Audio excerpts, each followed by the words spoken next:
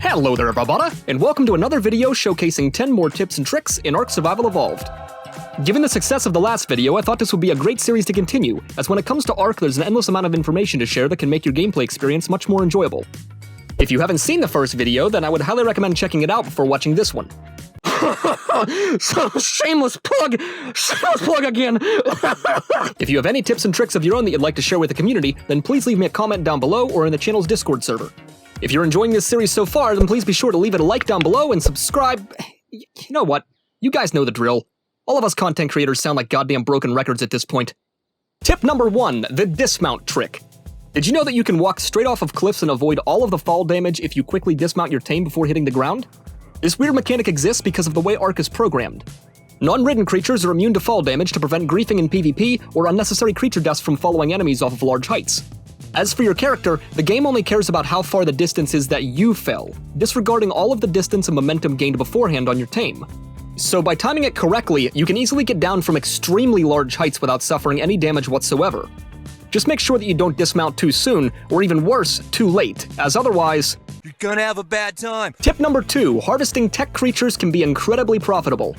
Did you know that harvesting a Tek creature will yield scrap metal, oil, electronics, and element dust instead of the typical resources you would acquire? Certain sections of the map that you're playing on might not have the best access to these resources, meaning that Tek creatures could be your saving grace to solving some of your resource bottlenecks. Tek creature farms are actually quite popular, as harvesting the babies can provide a fantastic passive income of these resources over time.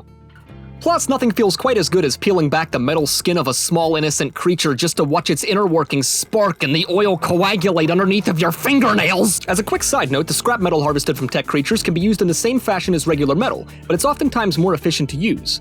This is because scrap metal will smelt at a 1-to-1 ratio instead of a 2-to-1 ratio like regular metal, meaning that 100 scrap metal will yield 100 ingots, whereas 100 regular metal will only yield 50 ingots. Magic. Tip number 3, experience boosts can be applied to your tamed creatures.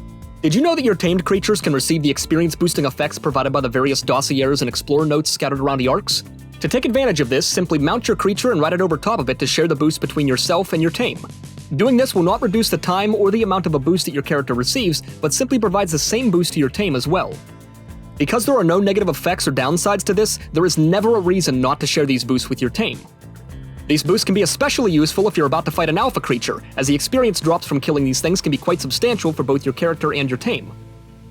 Tip number 4, wooden chairs are god-tier scuba equipment. Change my mind. Did you know that you can place and sit on a wooden chair underwater to restore your character's stamina? This is another one of those very strange ARK mechanics that can be exploited to make your gameplay experience much more enjoyable, especially if you're exploring underwater without a tame. Running out of stamina underwater is incredibly annoying, as your movement speed comes to a screeching halt and the vertical movement is severely limited. Given the amount of dangerous creatures living within ARK's water systems, it's almost a guarantee that you won't come out alive if this happens. Using the wooden chair to restore your stamina can literally mean the difference between life and death. It also makes solo running some of the underwater caves a possibility, as instead of using a high-level tame with a good saddle, you could simply swim through the cave with scuba gear, cactus broth, and your trusty wooden chair as a quote-unquote mount. Technically speaking, any mountable object placed underwater will work, but some objects can't be picked up after the 30-second timer expires, or they're just simply too clunky to carry around instead of a wooden chair. But hey, if you want to dive into the ocean equipped with nothing but a toilet and a dream, who am I to stand in your way? Tip number 5, tents are Amazeballs. You may think that tents are fairly worthless given their very niche use on Scorched Earth, but they can be an extremely valuable asset to carry around with you on adventures. Tents can be an absolute lifesaver in harsher climates and provide a very quick shelter option when it gets f***ing ARK dark. I don't want it. Tents provide a substantial boost to your insulation values, meaning that you can survive in extremely harsh climates by taking refuge inside and allowing your character to heal up. I mean, just look at the difference in insulation stats while standing outside, actively losing health to the cold weather, as opposed to insulation stats inside, actively gaining health. As an added bonus, tents can be picked up and stored inside of your inventory after each use, meaning that you always have access to tent stuff. And oh boy, do you like tent stuff. Just keep packing it in. Tip number 6, flame arrows are a must-have in PvP. Flame arrows work differently than other types of ammo in the game by applying a damage over time effect that can be quite devastating.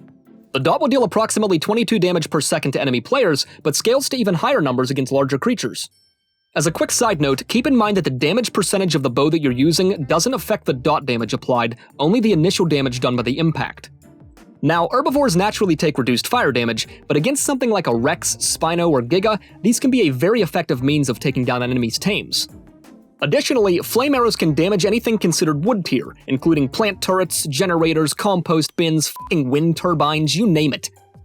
They can't damage electrical cables because they're considered metal tier and the arrows just seem to phase right through them for some reason, but they can damage electrical outlet boxes.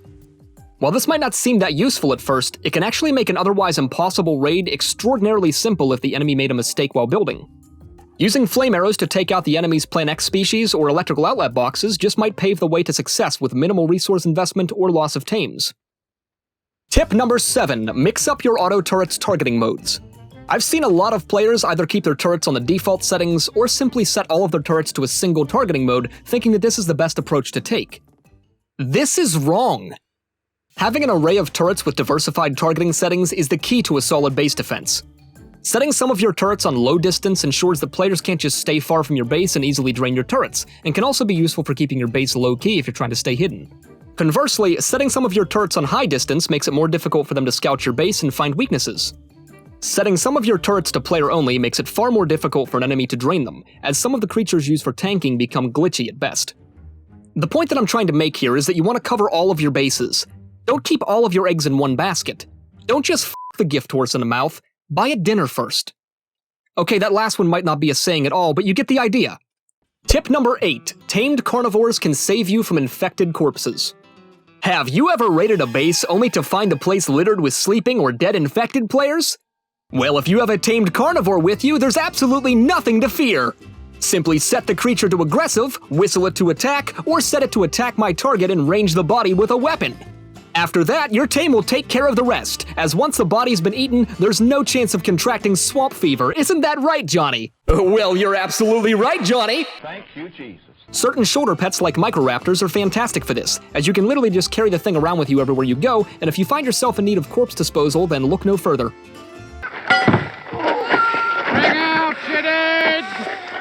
Tip number 9, build closer to other objects. If you've played ARK for any amount of time, then you know how annoying it can be to place certain objects in the game. Some crafting stations or furnishing items just refuse to place tightly against walls, the most notable of these objects being the smithy. Well, did you know that you can place most of these objects tightly against the wall by placing the object first and then the wall afterwards? For some reason, the game only seems to care about the object's bounding box as it's being placed, and once that's done, it doesn't really matter how close it comes to other structures. This is perfect for placing things like the smithy, refining forges, storage boxes, and even vaults. It requires a little bit more pre-planning and placing of objects before the walls are even complete, but it saves so much space in the long run. You can use other in-game objects to help perfectly line up your object's placement. For example, you could use the border of this foundation as a guide for how you should position the object you're trying to place so that it's nice and straight. Once you've got the rotation figured out, you can use the game's third-person camera perspective to prevent further rotation of the object and finalize the placement. As a quick side note, you can oftentimes place objects closer to one another by elevating your character higher than the surface you're standing on. To use a smithy as an example again, you can stand on the first smithy you placed in order to very tightly place another one right next to it, which is something that would otherwise be impossible with standard building practices. Just make sure that you complete the placement of your object and respective wall or other object before the 30-second pickup timer expires, as if this happens, you're gonna have a bad time. And finally, tip number 10, dropping vaults. The vaults in ARK must be placed on a solid foundation or ceiling, which can sometimes be really clunky and mess up the flow of your base. Well, did you know that you can remove the supporting structure once the vault has been placed to effectively drop the vault to the surface below it? This can be an extremely useful trick to have up your sleeve when certain aspects of your base build just aren't working with how clunky vaults can be. Take this base for example. Wouldn't a vault look really nice in this available space? What's that? You can just drop the vault in there from above? Well, that's right, Johnny! This method can also be used to stash vaults inside of vegetation, coral reefs, or other objects in the open world. Well, slap a little paint on that sumbitch and you got yourself a camouflage storage bin. This method can also be used to essentially make a wall of vaults surrounding your base for extra protection, but this is obviously very costly and typically only applicable on servers with higher gather rates. I've even seen players use this trick in PvP to make a self-refreshing wall, so to speak, as if the ceiling panels underneath of a vault are destroyed by explosives, the vault will drop to block the passageway that enemies just blew in through. It's impractical for the most part, but awesome nonetheless. And that about wraps up this video. Thank you so much for watching. If you enjoyed, then please be sure to leave this video a like down below, subscribe to the channel with notifications on to stay up to date on all of my latest content, join the Discord for a community of like-minded woodland creatures, and please keep leaving me comments because they've warmed my little bun a heart. Thanks again so much for watching, and I will see you guys in the next video.